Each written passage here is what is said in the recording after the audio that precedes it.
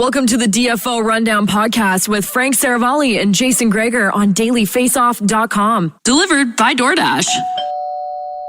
Welcome to episode 65, the Erik Karlsson episode of the DFO Rundown. I'm Jason Greger alongside Frank Saravalli, and once again brought to you by Fantrax. Fantrax is a customizable fantasy platform, one of the best in the industry. You want a season-long draft, you got to get in now. You got lots of time. Preseason, of course, just beginning on Sunday. You can go to fantrax.com for a dynasty, a keeper, or a redraft. Do it all. It's fantastic. Frank, how you doing? I'm good, Jay. How are you? Oh, I'm fantastic, man. Hockey's Camps officially are back. open. Yeah. Camps are open. Lots of storyline. Hey, let's talk to the biggest one. Jack Eichel, no surprise, fails his medical. Boston then takes away the captaincy, Buffalo takes away the captaincy, which I understand. He's not going to be on your team. So why would you have a player who's injured, who's never coming back to your organization? So you take away the C. If they're smart, I don't think they give anybody else the C in that massive rebuild that they're in right now. But this whole situation, Buffalo says, hey, we want to trade him, but we don't want him to have the surgery that he has. He wants a different surgery. To me, they're kind of hurting themselves. But how can you get real value for Jack Eichel when everybody knows he needs a surgery and we don't know 100%, Frank, that a guy automatically has a great recovery, right? Like there's always that slight risk. So if I'm a team acquiring Jack Eichel, do I want to pay for the potential of Jack Eichel, the skill level of a guy who's finished top 10 in scoring a few times? Or do I want to see how he recovered first? Well, I mean, the health is without a doubt what's gotten in the way. I mean, when you look at this situation, I guess here's the real truth of the matter. And you mentioned that there's always a slight chance that the recovery doesn't work out. That's true even with the surgery that the Sabres want Jack Eichel to have. Yes. Like that risk exists either way. But I think what confounds me is what you just established. The relationship is irretrievably broken. He's not going to be a Buffalo Sabre again, most likely. They've stripped the captaincy. He fired his agent and brought on a new one in an attempt to get out. Why do you care what kind of surgery he has? It ain't your problem anymore. Like that's how I'm looking at it. And I'm saying he wants artificial disc replacement, which may be a little bit more risky in the eyes of doctors. They want a fusion surgery, which essentially fuses the disc together. What's the difference? And I'm not a doctor. I'm not asking from a medical perspective. I'm just saying, if we've established that all these other things are true, that he's not going to be back, that he's not going to play for you, he's not your captain, he's not your franchise centerpiece, what does it matter to you? Well, I'm going to guess. Is it simply about digging in? Yeah, and saying we're not giving Jack Eichel what he wants after he's put us in this position? Maybe. But at the same time, you can't then sit here and ask for teams to trade for Jack Eichel and pay a price as if he is healthy when we know he's not. This has been going on since March. It's September. That's 6 months.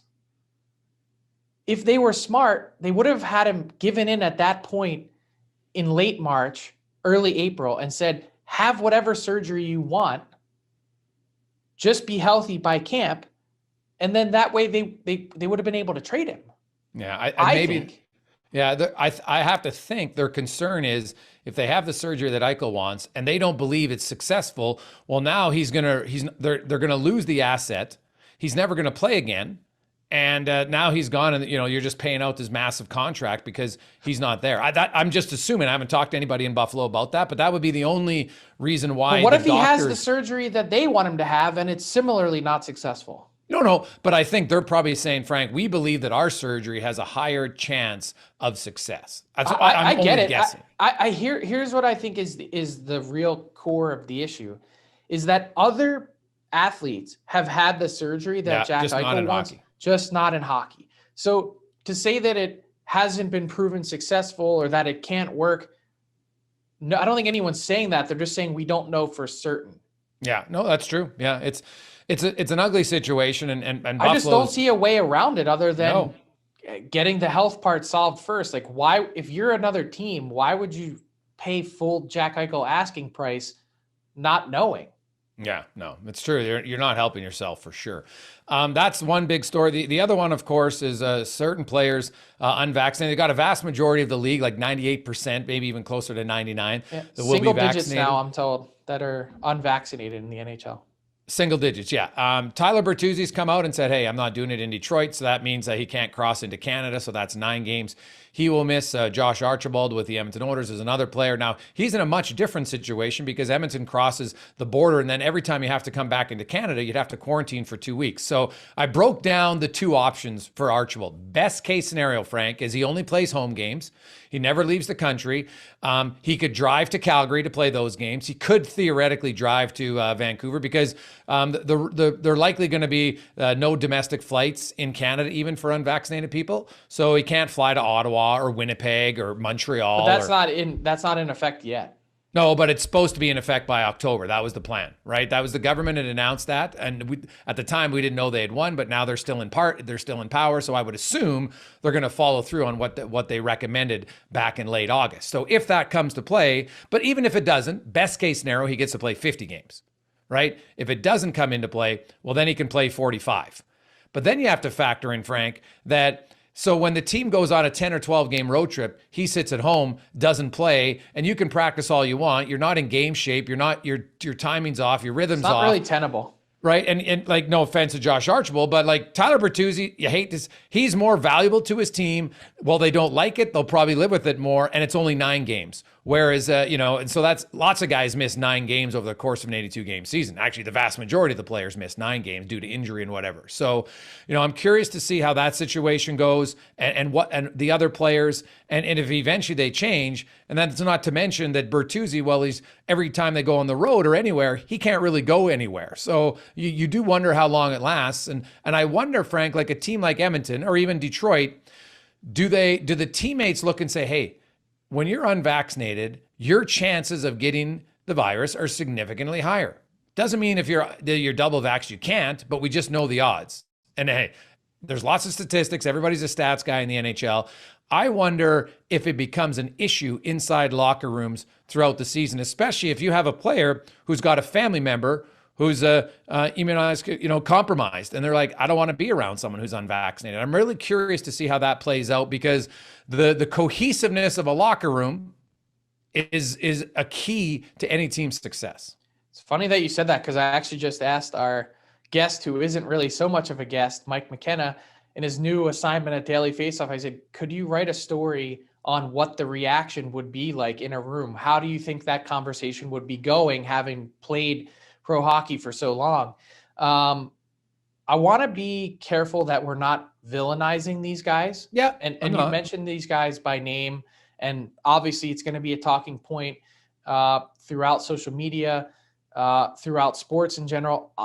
I mean, it seems like in hockey, it's already gone to that next level because so many players are vaccinated that we are down to single digits, whereas in football and baseball, where it's 10, 15% of the league in those cases are still unvaccinated, that players, for whatever reason, don't seem to be singled out as much. I can tell you this. I think there is, by my rough estimation, a quarter of the league, if not a third, that were gritting their teeth getting jabbed. And I think there's a big part of it, and from conversations I've had with players, is a big part of that group is all the players that had COVID already. I've had it. I've been through to the other side. I've got natural immunity. Why do I need the vax now?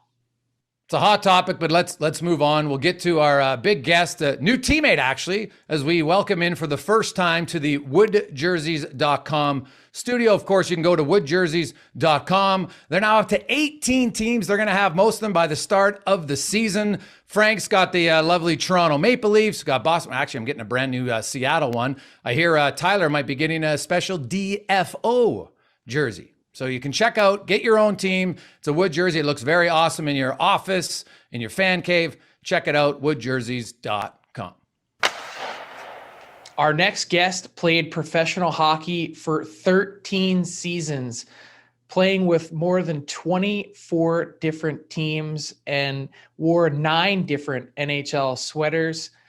Mike McKenna, welcome to the DFO Rundown, and we're pleased to have him join Daily Faceoff on a full-time basis. Yeah, at man. least for the next couple seasons, a place to wear a new jersey. Welcome on board. Thank you. It's nice. I wore so many different ones, and now I get to wear another virtual jersey, which is great. But it's funny because like you introduced me like I'm a guest, man. It's not. We're all working together, which is the best part of this. Yeah. But yeah, it's just super excited. I feel like we're going to have a chance to do, one, exciting things, but two, get to do some of the stuff that people haven't seen a lot of from me lately, writing and stuff like that. So, man, I'm super excited. Thanks for the intro. Always appreciate it. We're beyond excited to have you. And I just wanted to sort of dive into your background a little bit and sort of introduce you to listeners and fans that might not know you. I actually first met you in Philly, and I know that was an incredibly tough year for you. It was funny. I sort of just waltzed into the dressing room, not really thinking anything of it. And I came up to you and I said, hey, I've really been following Mike. We had never met before. And I said, I've been following your story. Like, you went from Ottawa to Van, now Philly. I was like, it's been amazing to watch. I've been really enjoying it. And I think you were like putting stuff in your bag or getting your gear together, and you like turned around real quick, and you were like, well, at least someone is. And like, I guess like you just, again, it's been a tough stretch without your family. And I was like, oh, hey, this guy's got a little spunk. Like, nice to meet you, Mike. So, tell us about that year and sort of, and your career and how it all ended up. I guess the way I responded to it's pretty par for the course for me, with a lot of cynicism and snark. And I'm glad you're enjoying it, because I'm not. It was like Happy Gilmore, where they tell him that they need to kick Happy off the tour. Shooter tells, I think, Doug, who's the head of the tour, right? Like, we got to kick him off. That's what I was feeling at that time. I'm not. But that season was just crazy. I started the year in Belleville and expected to be a depth goaltender for the Senators, and really was there to help bring along their young talent. Gustafsson was there. Hogeberg was there. Both goaltenders that have had one-way contracts now with the Ottawa Senators. And I was with them for a month.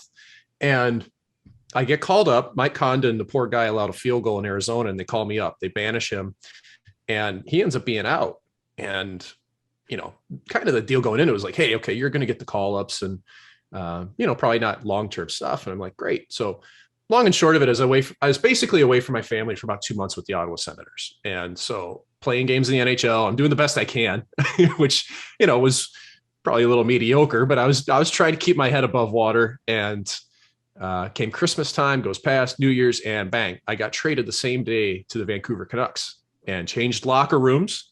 Like, went down the hall with a trash bag of possessions to Vancouver and put on that jersey that night. And I looked like a kaleidoscope. I had on Ottawa gear with a Vancouver jersey. And I dressed that night. I backed up Jacob Markstrom, and then went down the road to Montreal, backed up the next night. I backed up for 3 different teams in Montreal in the span of a month, and played. So the security guard there knew me very well. It was very welcoming when I arrived, thankfully, with a different team. And then we fly to Toronto, and I get claimed off waivers by Philly. And that's when we met. And, for a second, I was a hot commodity in the NHL. I had 2 waiver claims on me. Toronto put one in as well, but they were better than Philadelphia at the time.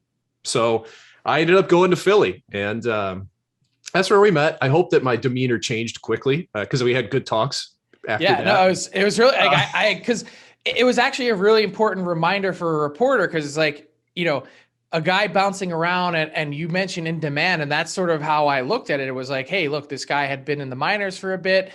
Here he is. He's getting all this attention in the NHL. This has got to be good for him. And I hadn't thought of the family part of it, which was, I guess at the time, now knowing that your family had moved to Belleville with you. Right. And that was the first time that you guys had ever crossed the border as a family to live there and set up shop. And you were never actually in Belleville. Pretty much, we had to get the paperwork for the dog and everything to go across the border. So we were like tuned in. My daughter's in kindergarten, and, it's funny, you actually learn a lot about the different scholastic systems between Canada and the US and the differences. And like, we had this awesome neighborhood in Belleville. We were going to live, and we're living in Nick Cousins' house. We were renting from Nick Cousins in this sick neighborhood in Belleville, great neighbors, people that we're still friends with. But yeah, I was there for a month. And then, this was my 14th year pro at that time. And, the previous 2 years, I'd gone to the Calder Cup final and lost twice in a row as a starting goaltender for teams. Game 6, game 7, like, even at 35, 36 years old, I knew I was playing my best hockey. But I also knew that at that stage of the game, that was probably going to be my last year pro. I had planned it. I'd been planning my exit for a while. I didn't want to be the guy hanging on forever that needed somebody to tell him, you're injured, you can't play anymore. Oh, I don't think we can get you a contract. I wanted to call my shot, walk away healthy. I wanted my daughters to remember me as a hockey player. That was the biggest reason why I played my last year. It was my youngest daughter was turning 3, and I hoped that she would remember me as a goalie. And, I just wanted something stable. And that's why, when Otto was telling me what to expect, I thought, okay, this will be stable. We'll be there. We're going to just enjoy this year. And then that'll be that. And, I got a lot of time in the NHL my last year, which was amazing. It was the most I ever spent there. I dressed, 150 games, played 3 dozen, but that last year I was up for 4 months of the season, 4.5 months. And, it was just an odd feeling, to be kind of stuck in hockey purgatory in the hotel, away from your family, not getting any clarity if you're supposed to. Listen, if I was going to be on the team long-term, they would have told me to get a place to live. And that didn't happen. And so I'm just thinking, like, when am I ever going to see my family again? Can they come to Ottawa? Do I need a new school for them? Do I need to go back to Belleville? And then I get traded to Vancouver. I was supposed to go to Utica. And then I ended up in Philly. And then I ended up in Lehigh Valley. And it was basically until, March 1st that we got our family back together. And it was just, it's tough, man. Like, I know everybody thinks that you're making a pile of cash. And yeah, I mean, I got an Acura that's named Pierre Eugene out of the thing, but like, I felt like it was a time in my life where I just needed my family, because that's why I was playing and they weren't there. And on the same stage, I'm trying to perform. I'm trying to do the best I can in the National Hockey League and not embarrass myself on Hockey Night in Canada, So that was an interesting season, man. And then the dog almost died. He went ketoacidosis and diabetic coming from Belleville to Lehigh Valley. And we got him back from the morgue. And dude, it was sometime my wife and I need to sit down and podcast that whole season.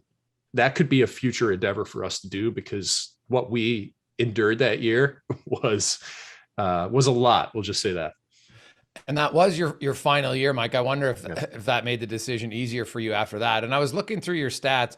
You only ever played 4 seasons where you didn't go up and down or go to another team, right? So I don't know, when you look at your life path and you look now, the uncertainty, or like, because when you're young and you're 20 and you're in the ECHL and you get recalled to the AHL, it's obviously not a negative. You're pretty fired up about it. But I'm sure when you get to year 7 or 8 and, you're switching teams through the years and stuff, and sometimes you're going from one AHL team to the other, mentally, how much of a challenge is it? And can you talk about how you have to be a little bit of a chameleon personality to be able to just go into new rooms all the time and get along with your teammates and your fellow goaltender?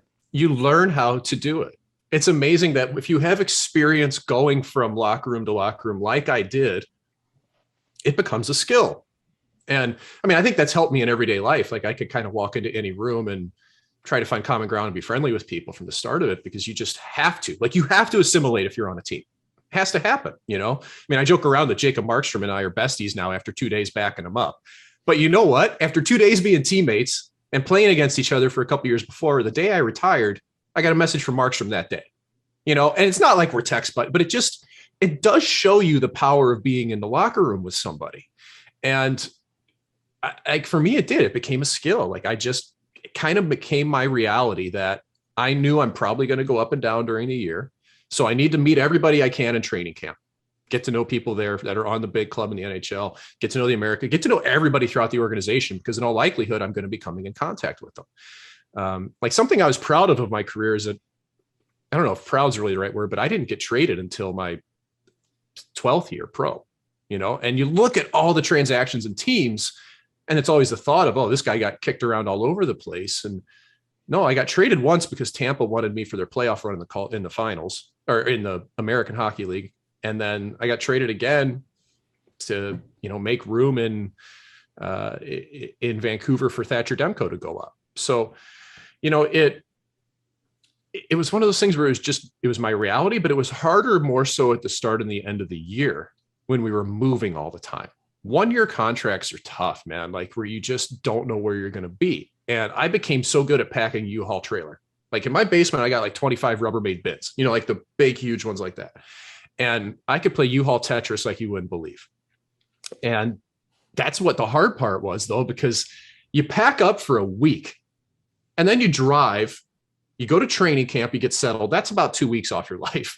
And at the end of the year, you pack up, you drive, you unpack. Like I found that I was miserable for a month out of every year purely because of the moving factor.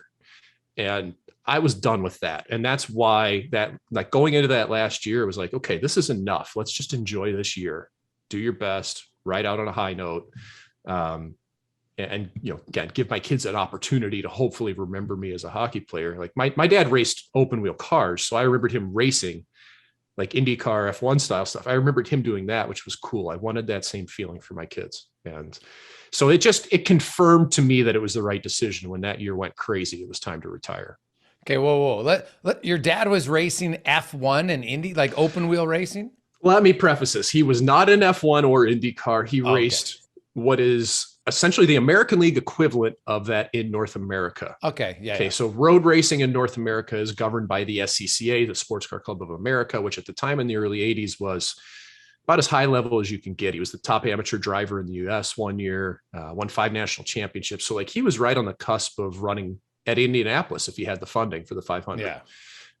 And at that point, he had a burgeoning dental practice. He just had me, and he scaled back, focused on myself instead of racing. And part of it too is racing was pretty dangerous back then. You're talking 1983, 2 friends of his had just been killed driving. I mean, that's reality. And so I kind of grew up in that dual background of racing in the summer, hockey in the winter. So, okay. That's interesting. Now, sorry, Frank, I just want to quickly go back to you switching all those teams. You're in a unique position that, maybe I think when you started in 05, 06, teams had goalie coaches. It's obviously now to a new level. But when you would switch a team, like if you're a defenseman or a forward, okay, here's a system. But goalies have like almost their own personal coach on every team now. Yep. So how hard was that because one goalie coach, I'm sure they have different philosophies. Did you have to speak up for, hey, this works for me, and not always adapt to what the goalie coach thought you should do? Or did it help you getting so much different insight into how a goalie should play? Well, it depends who you're working with. If it was Francois Allaire, I knew I was doing it his way and there were no questions asked. And I'm thankful for that because Francois Allaire taught me an awful lot when I was in Anaheim's organization for a year. But early, like you said, unless you were in the National Hockey League, you probably didn't have a goalie coach full time with you in the American League or the ECHL, which is insane because you're trying to develop talent and you just put them on an island and say, go figure it out, guys. And this is supposed to be the most important position. A team loses in the Stanley Cup playoffs. Who's the first guy blamed? I can guarantee you it's not the 4th line centerman. It's not the 5-6 pairing D. It's the goalie. It's their fault, no matter what, whether it is or isn't. Team scores 2 goals in 4 games. It's still the goalie's fault because they didn't have 4 shutouts. And so we didn't have that development. Like I spent 2 years in the Devils organization and had 0 goaltending coaching. None. Nobody came to the American League ever. Wow. And that was 2010 to 2012 or 2009 to 2011. So that's your time frame of when the tide started to turn. I don't think it was until 2014-15 that I had a full-time American League goalie coach. 7 years ago, which is astounding to think of. But now, thankfully, teams do. They have dedicated goalie coaches for the American League, their development. But in the NHL, it was interesting to learn from a lot of different people. And you'd fall back into that chameleon role. And I didn't find it that I needed to stick to what I knew as much as I needed to take whatever they were teaching me and I was learning from them and impart it into my game.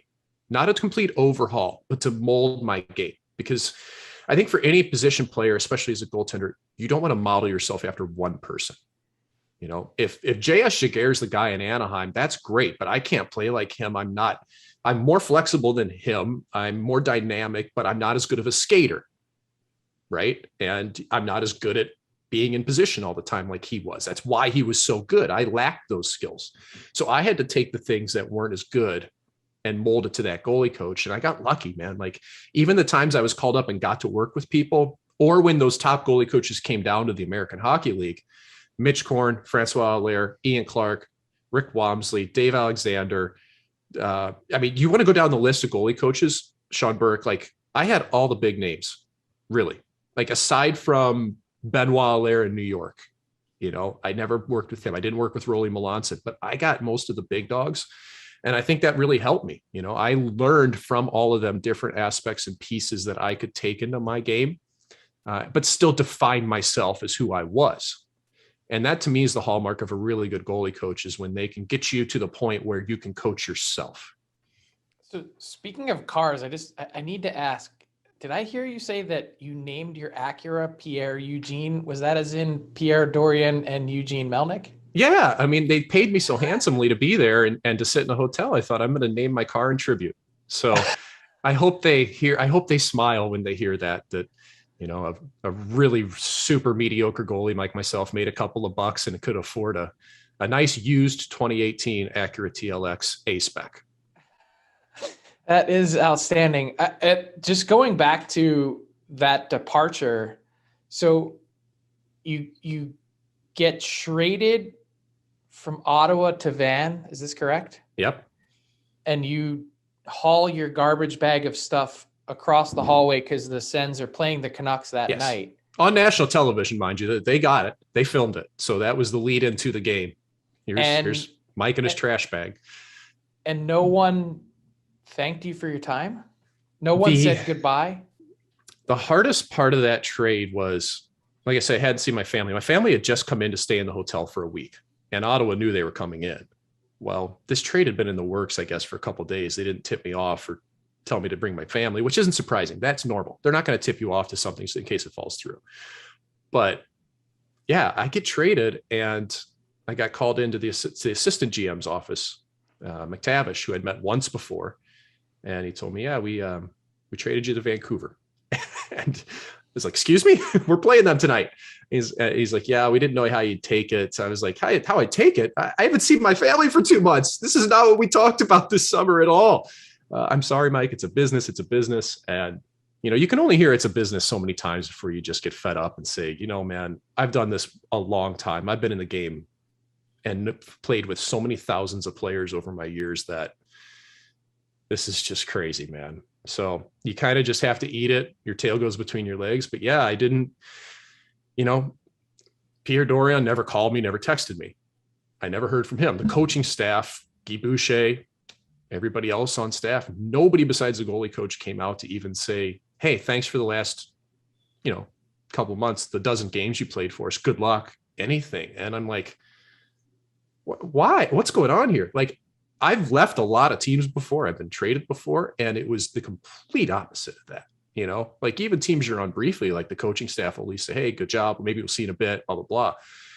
That was just an odd period. And it, like when you're in those shoes, man, it hurts when it's like that. It's like, man, I've really just been thrown away, like legit just been thrown away, you know? And, to add in the garbage bag. Yeah. Like there. I know. And that's, it just sucked, man. Like that, the way it went down, especially, you know, I walk out and my kids think they're going to get a week with me. And, you know, there was a picture that floated on social of me with my kids and they're just crying their eyes out. And I'm driving to the game to leave my car in Ottawa to eventually retrieve it. And they told me, you don't even know when you're going to retrieve it. Exactly. So they told me, okay, you can leave it here on the dock. It'll be fine. We'll take care of it. And I eventually was able to get it at All-Star break. When I was with Philly, we played in Montreal. So I took the train from Montreal to Ottawa in the middle of a snowstorm, took an Uber that took 50 minutes, and this thing's drifting all over in the snow. And I show up and my car is in a 10-foot drift with a flat tire and a dead battery. And I'm wearing Chuck Taylors and jeans in -20 weather. Yeah. Way to go, Sens. Thanks for taking care of my car. So I'm out there trying to literally dig my car out. I'm trying to avoid frostbite. it's a flat tire and a dead battery. And, so I end up stuck at Canadian Tire for about 3 hours trying to fix that before eventually making my way to Belleville to try to move everybody, or at least see my family at that point. Man, it seems absurd talking about, like, there's so many things that happen that I can't even remember these things. Yeah. So I want to take you back to the start of your career, though.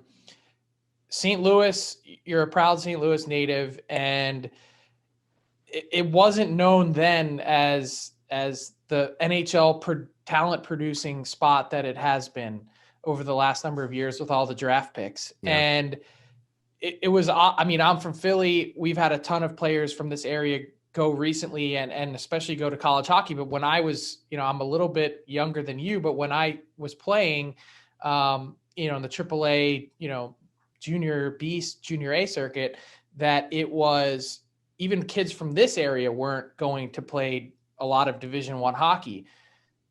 What was pro hockey ever in your mind? And sort of tell us the tale about how you ended up, getting on this path.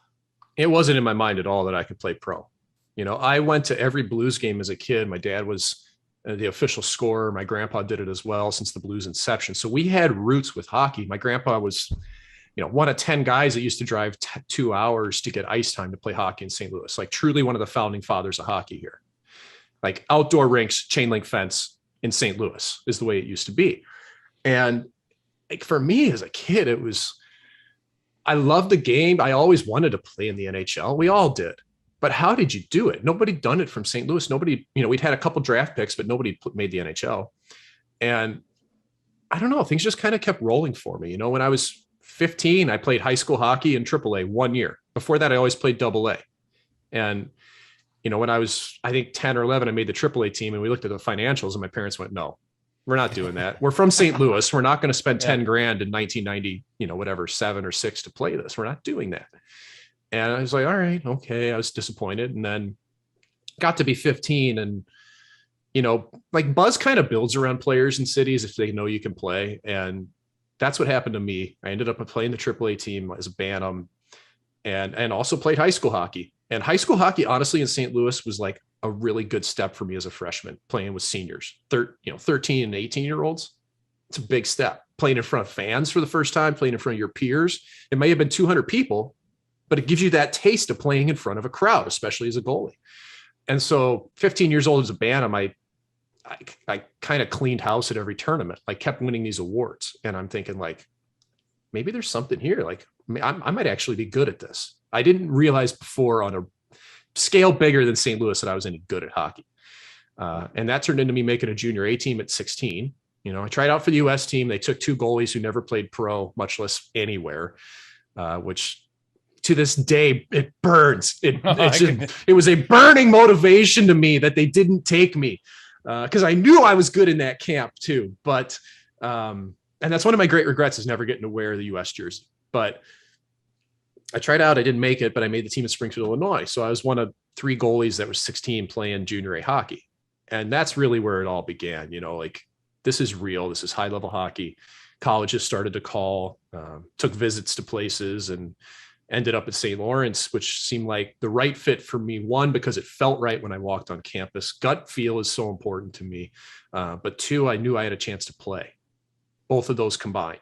And I did. I got to play. And then, next thing you know, my name's popping up on the draft list, and I'm rated the number 2 goaltender in college hockey behind David Leneveux, who was at Cornell, who we played often. And of course, that was fuel for the fire because he saw about 15 shots a game at Cornell while I was getting shelled for 35. And he was the prospect, he was the big dog. So again, it was like that competitive fire. And then end up being drafted by Nashville. And it's funny though, because even after being drafted, I didn't look at this as a sure bet that I was going to play pro hockey, much less in the NHL. There's a lot of players that get drafted that don't play. I thought, if anything, it gave me a chance to open a window. And I went to their development camps. I didn't sign with them. It was coming out of the lockout year in 2005, which, if you guys remember, it was like a 2-week window to sign free agents. And so I went to the coast. I went to Vegas, and off I went. But yeah, man, I just, nobody from St. Louis had ever done it before. So I was the first goalie drafted from town. And now we've had, almost 36 players, it seems like, that have played in the National Hockey League. 5 first rounders a couple of years ago. I'm seeing the Boston Bruins jersey in the background. Jason, Trent Fredericks in Boston. You've got a whole host of players. Obviously, Pat Maroon's won 3 cups. He's our shining example at this point. And Cam Jansen was the first to literally and figuratively knock the door down for St. Louis hockey players in the National Hockey League. But you know what? If my grandpa could see what it's turned into, man, he'd be the proudest guy on earth.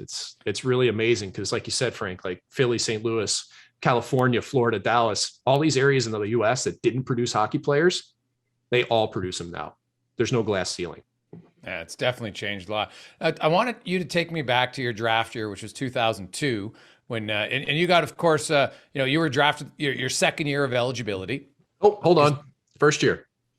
Back then, if you were in college, you had to be 19 to be eligible. Oh, did you? Oh, okay. Well, yep. That rule changed the following year or two after that. Okay. So your first year of eligibility, you're 19. Such a weird rule. But how was the interview process for a goalie? And how many teams were talking to during that 2001-2002 season?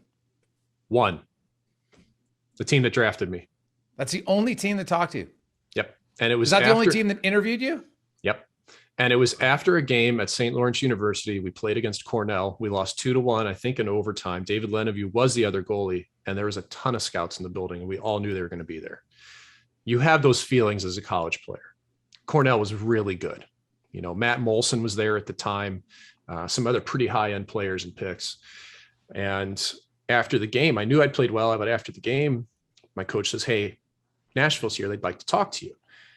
And it was Mitch Korn, their goalie coach, along with a couple other members of their scouting staff. And I walked down in the office and I went, "Oh my God, this is Mitch Korn. Like, this is a huge deal." Because I'd read Goalies World magazine from the time I was 12 years old, and he'd written in Goalies World and Korn's props and all these things. And I'm like, this is real. This guy is, and then I walk in and he's 5'6". And I'm like, oh my gosh, like you really are like half the size of these goalies I've seen you with. This is amazing. And that was the team I talked to. I interviewed with them afterwards, and I went to the draft. It was in Toronto that year. And I thought, like, there was kind of the buzz, like you're looking like 4th to 6th round. There's usually a big run on goalies there. And my agent said, "Yeah, you're going to get taken. You should go." But in the back of my head, I'm thinking, I talked to one team. Like, there hasn't been a big process here. I was a little nervous about it. And, we get to the 6th round. And I remember that there was the run started to happen. I think Bobby Gepfert went ahead of me and a couple other goalies. And I'm like, I think maybe this could happen.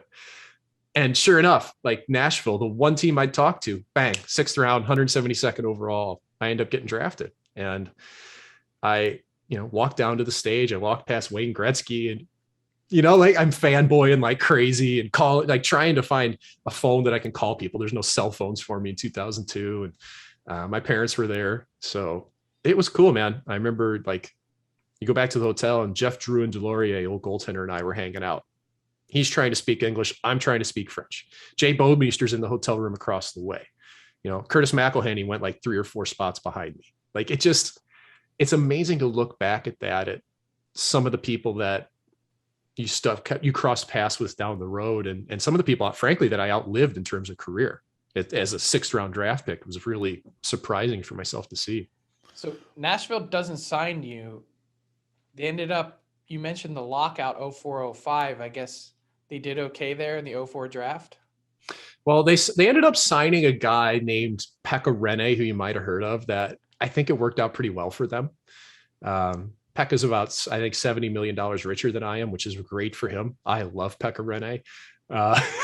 But the funny aspect to it was that, yeah, he was like, Pekka was kind of like a true diamond in the rough in Finland. He was like a second goalie, and they believed in him, and he was big. And, my last year at St. Lawrence was okay. Our team was awful.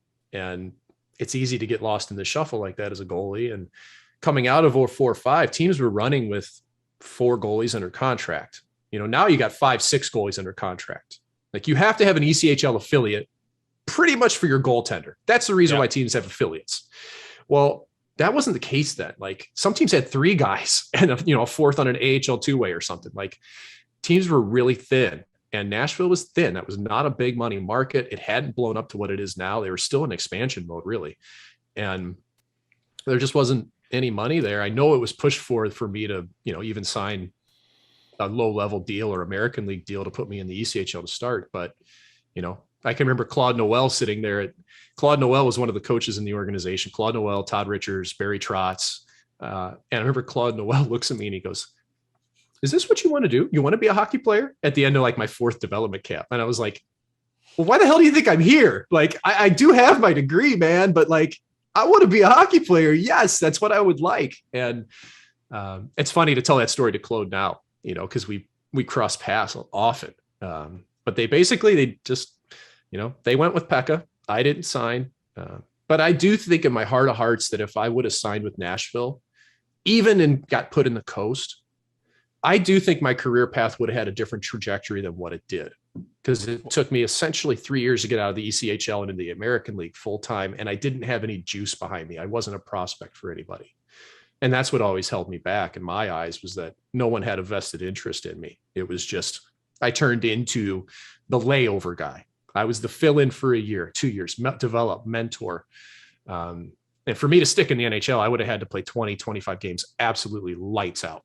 Like lights out. And 1, I never played that well, but 2, I never had that opportunity. And that was just my career path. So you're not going to be the layover guy or the fill-in guy here at Daily Faceoff. I hope just not. Curious why obviously your passion for hockey and wanting to make a career of it, that burns through in any conversation, but why did you decide to get into media after? I had this thought process when I was a kid that I'm not going to make the NHL or play pro hockey. Maybe I could do it as a commentator somehow, which is insane to think now that I've done broadcasting and realized that those jobs are even harder to get than being a player in the National League to a certain extent. But I remember watching soaking in everything Darren Pang did. I loved what he did, talking about different curves and equipment and just kind of that joyful approach that he had to it. And this is when he was with ESPN, I think early on in the 2000s. And I thought this would be a lot of fun to do someday, but I didn't think I had a chance at it. And, we didn't have communications at St. Lawrence. I was an econ major. But I did do a radio show. I had 2 hours of Monday Night Metal. I'd sit there and I'd talk into a microphone, not knowing what I was doing. I'd sling discs, put them in, put them out before we had MP3s. So I did that while I could. And I just developed an interest in audiovisual. I started to do my own podcast. I started to, when I was in Peoria, I was producing videos for the team with Windows Movie Maker. Like we'd go to a boys and girls club and I'd shoot with a little Sony Bloggy, download it, put it in Movie Maker, and the team would literally put it out on their social media because we had nobody in a PR department. It was me and Brendan Burke, who's now the announcer for the Islanders and for Turner Sports. Was basically, we were the PR department and I was the goalie. So I did that. I wrote for absurd. Like it's completely, but it's minor leagues, man. Like we drove a bus the wrong way down the trolley tracks in Toronto. I'll never forget Bronco Brad, the bus driver, going, "We're going the wrong way." And we had to back it up off the trolley tracks. Like we could tell minor league stories like that forever, but Bronco was the best, man. We put Bronco Brad on the side of the bus, like went to fast signs and got decals. I'm getting off target here, but I don't know, man. I loved it. I thought it'd be fun to talk. I'm not afraid of a camera. I'm not afraid of a microphone. I actually enjoy them, right? If we had a function, I wanted a microphone because it started off because a lot of players just can't stand that. They don't want anything to do with it. And I was like, well, somebody's got to do it, and it kind of started off as like a duty. And then I started to enjoy it. And then you start to develop your own personality in a public setting, which is really just an aggrandized version of myself.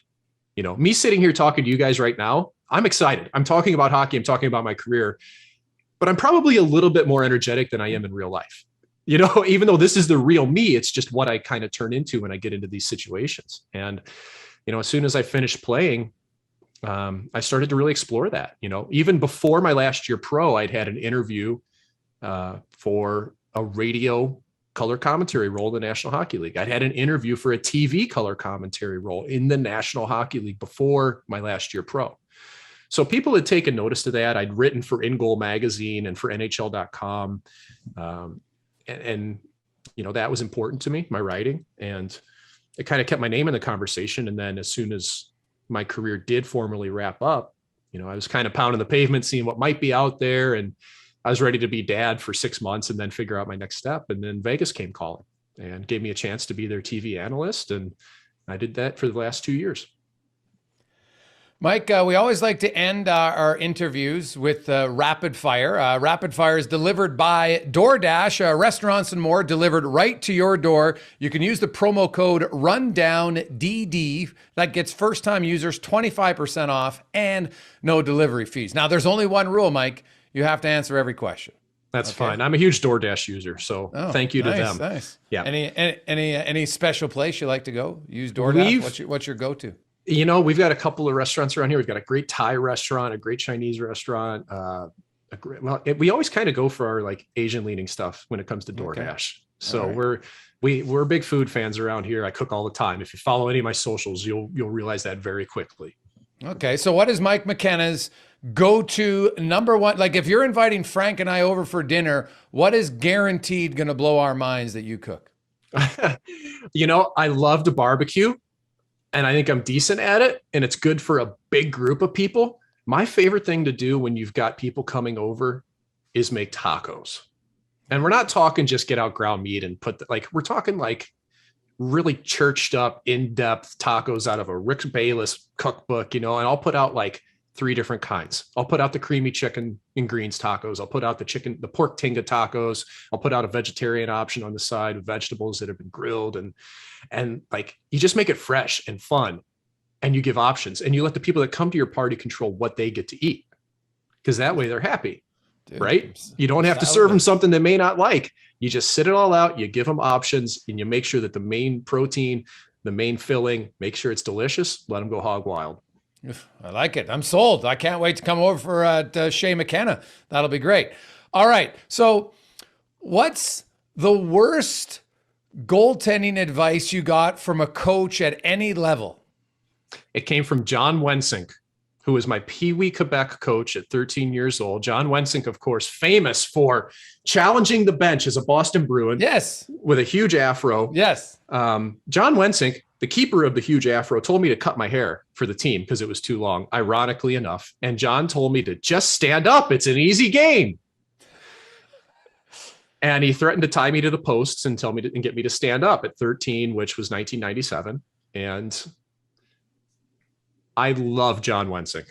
He is a great man. He is a great hockey coach. He taught us so much. He took people from St. Louis to this Quebec tournament. And even if we were in the B flight, it gave us the sense of big time hockey and the real deal, going to Canada. I love John, but John's goalie advice was utter shit. And I just didn't listen to him. And I'm so happy because the goalie that did stand up for our team that he loved never went anywhere.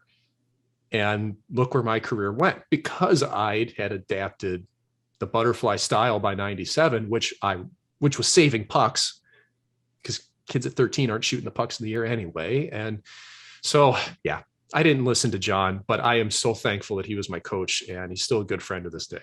All right. So conversely, what was the best tip or advice, or the one that worked the most for you to allow you to become a better goalie? I think it happened late in my career. The best overall advice you can ever get is to just have fun. And that's hard to quantify because you have to do a lot of things to have the most fun out there. But best technical advice I got, a lot of it really started with Ian Clark when we worked together in Columbus's organization. And he really got me to dial in post integrations, and more or less it was play between your posts. Don't chase. Don't end up in front of your post. Don't end up in the corner when you can avoid it. Use your posts as bumpers. And so I took a lot of what Sergei Bobrovsky was doing that I'd never seen somebody do in person before. And this was 2013. And then I saw Curtis McElhaney do it, who I'd been friends with for years. And I went, wow, if Curtis has adapted this to his game this late and kind of same career, I was like, I have to be able to do this. And I think that advice from Clarkey, just stay between your posts, pay attention to the details, pay attention to your alignment, all that paid dividends for me. Because again, my best hockey was from age 30 to 36 in my life. Were you superstitious as a goalie? No, No, I think superstitions are a waste of time and mental energy. You must have had a goalie partner at some point along your pro career. The most superstitious goalie you played with. Oh, goalie is tough. I can always think of players right off the bat. Sure, players. That's fine. We had a guy named Jonathan Racine that would always lick his hands before he tied his skates, and then he'd take bubble gum and mound it on a Gatorade bottle that he'd take like 2 sips out of, and the gum would get higher and higher as the game went on. That was bizarre. Goalies. What? Yeah, dude. I mean, like some weird stuff, but like goalies, you'd always get the guy who's like, don't touch my stick before a game, or don't talk to me, or they just like leave the room. And to me, I always thought that was the strangest thing, because you need to know what your teammates are talking about. You need to be open to them. You need to be able to, go over what just happened on a penalty kill. You're part of the team. Too many goalies do you need to focus on yourself as a goalie and focus on the puck. And no, you actually need to focus on everything, not just the puck. And you need to be a hockey player and a teammate. So, man, I don't know off the top of my head. I think we're gonna have to revisit the strangest, most superstitious goaltender. Okay. Because that's an article coming later in DFO. I know we're an odd bunch of birds, man, and I know I could dig it up, but off the top of my head, you put me on the spot. What is your cocktail of choice? Man, I love margaritas. I do, man. Like, and you notice a theme here. It's like comfort Mexican food is my thing, right? Yeah, it is tacos, margaritas. If I'm actually stirring one up, that's my thing. I'll get the shaker out and get the rim, and yeah, man, I like a nice casual Sunday. And then you can vary it up in the wintertime. You can do like a blood orange margarita. You can do watermelon margaritas in the summer.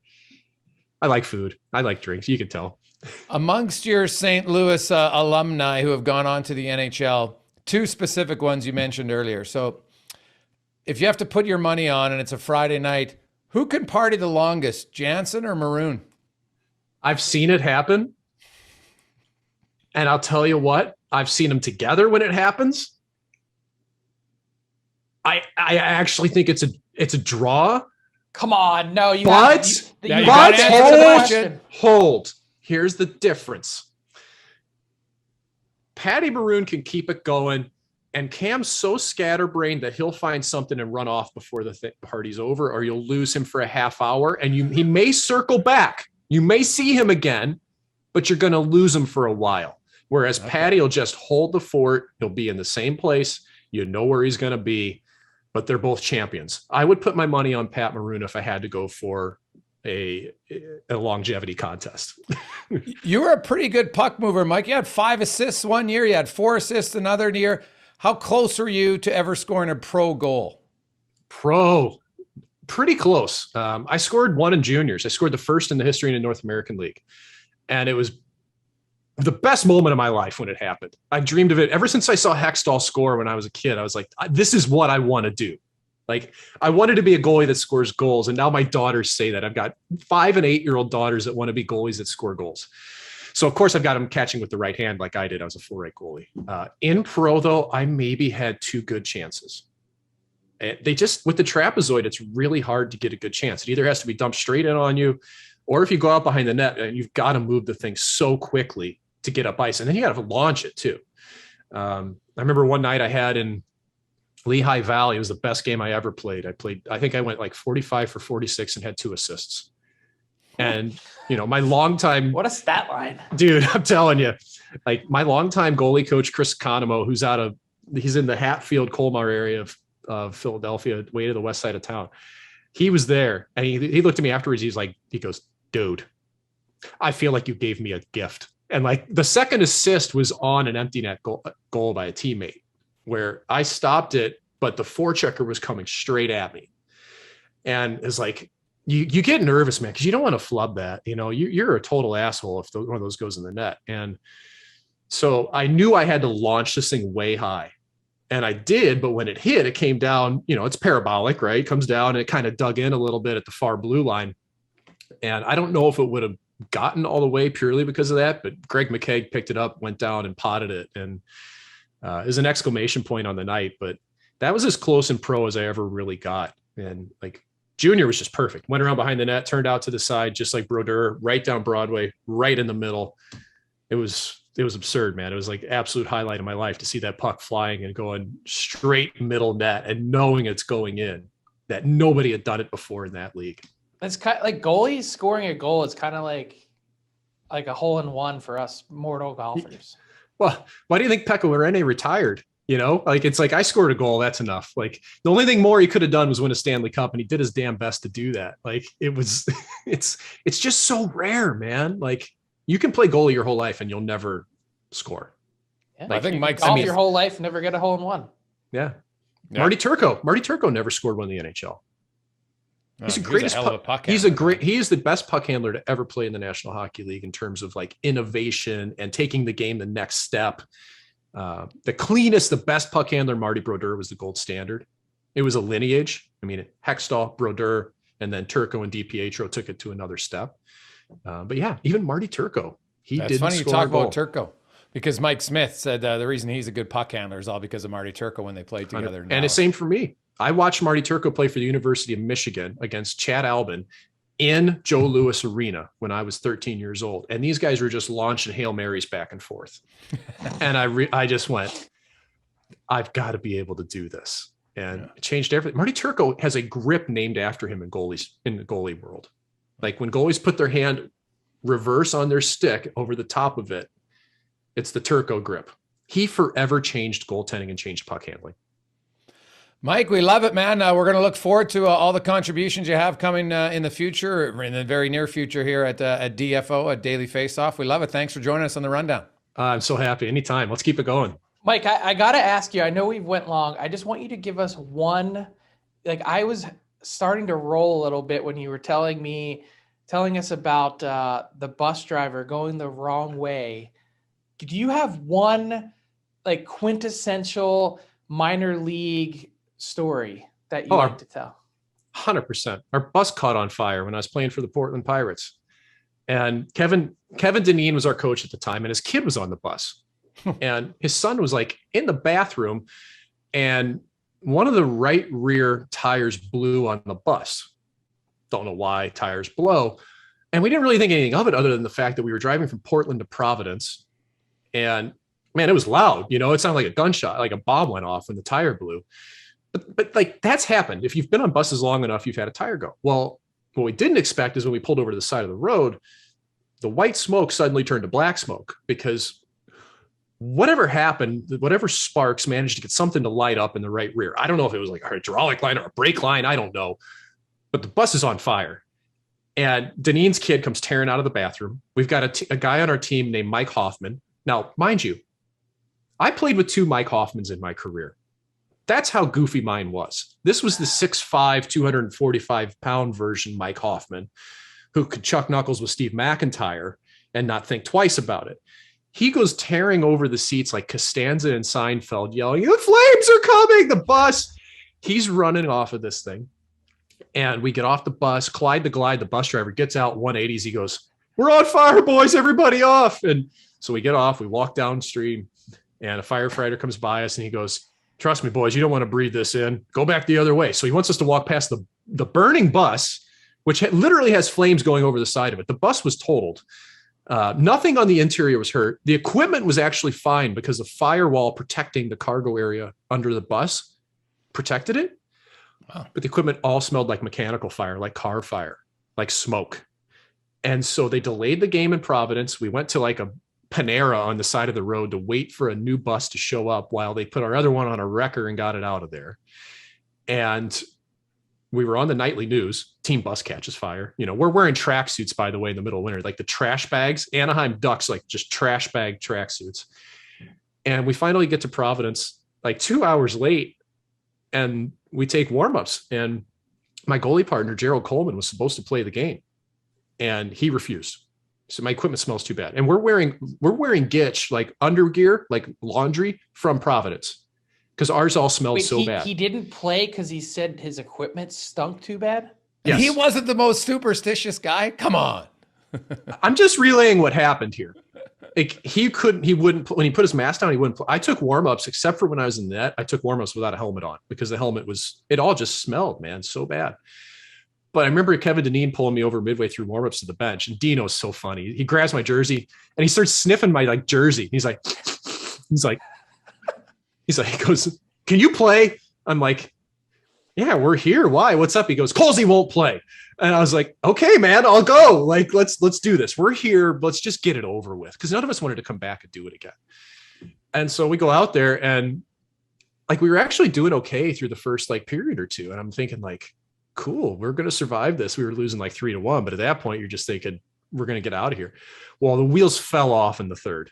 Like, I mean, smoke inhalation took over, and I think we lost 7-1 or something.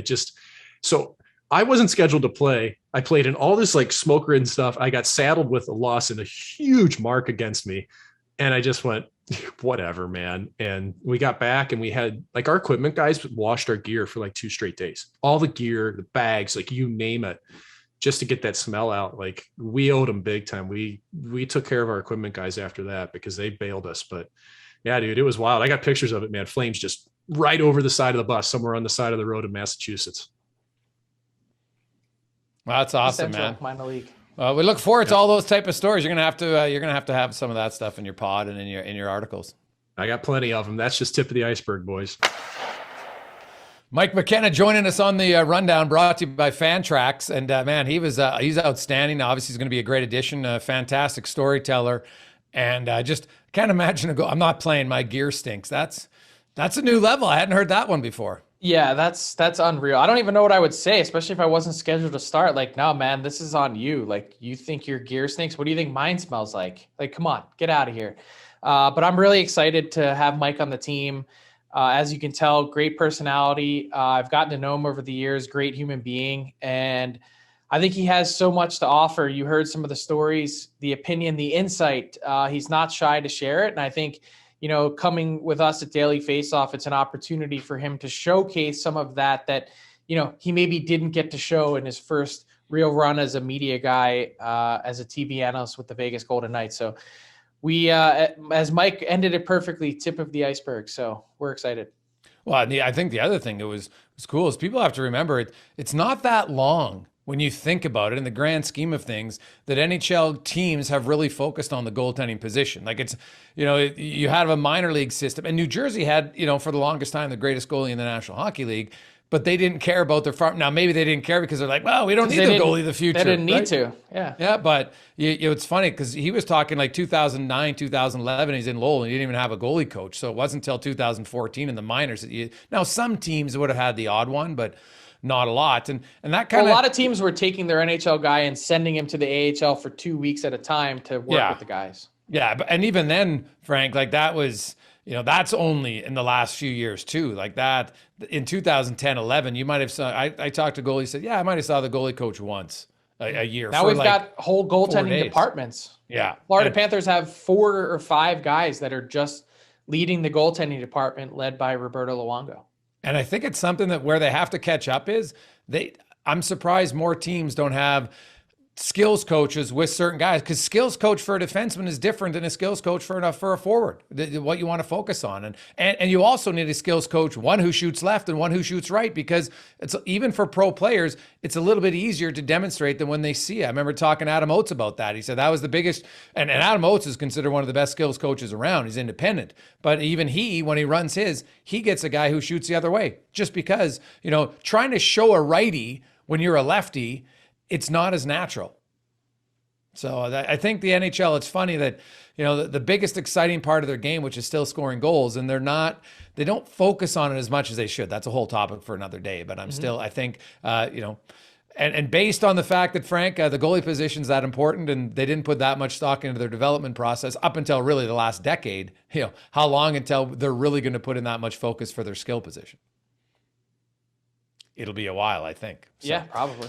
That wraps up another edition of The Rundown, brought to you by Fantrax. Go to fantrax.com if you love fantasy. This is a season play, so you want to get in right now. Sign up for your team. You want a dynasty league, you want a keeper league, you just want to have a redraft league, you can do it all at Fantrax. That's TRAX.com. Register there. Use the promo code. Go to Fantrax.com, DFO Rundown, and you can qualify to win the autographed Nathan McKinnon jersey.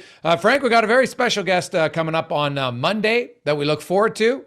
And I think people are really going to want to listen to this. There's going to be some great stories from him. I don't even want to say who it is because we don't want another guy joining the DFO team. Yeah, this is it. This is where the rubber meets the road this week. We've got a lot of exciting launches next week. Yeah, no, this contributor, I think, is in an area that a lot of fans have a vested interest in. So that's my tease. I think you'll enjoy it. Talk to you on Monday. Thanks for listening to the DFO Rundown with Saravalli and Gregor. Keep it locked on dailyfaceoff.com and subscribe wherever you get your podcasts from to never miss an episode. Delivered by DoorDash.